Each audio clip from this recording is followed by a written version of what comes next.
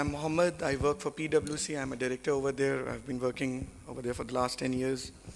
And we have ourselves been involved in thinking through what are the right policy, planning, and financing inputs that are needed to make such large-scale projects visible, viable, and real. And I think we just have the right set of plenary on this stage that may answer some of that today. And since this is a 45-minute session, what we will try to do is have 5-6 minutes of discussions from each of the eminent speakers and maybe get into some questions. So just to set the tone, I think the last session really very well kind of encapsulated the key things that are happening in smart city in Telangana.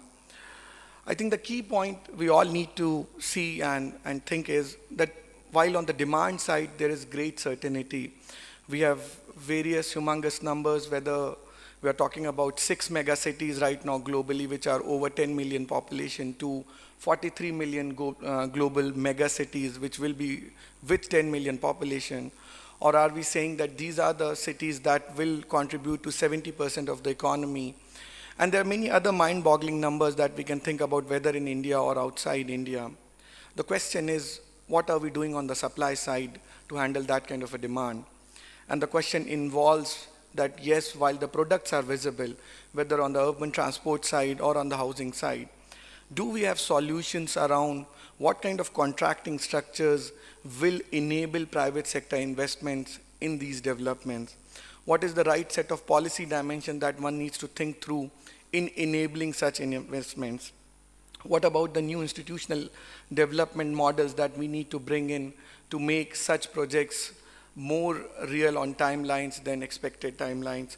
And of course, how do you have a very long-term view on planning that enables adaptability to financing? Such are the questions we would like to answer and get a sense on in this session.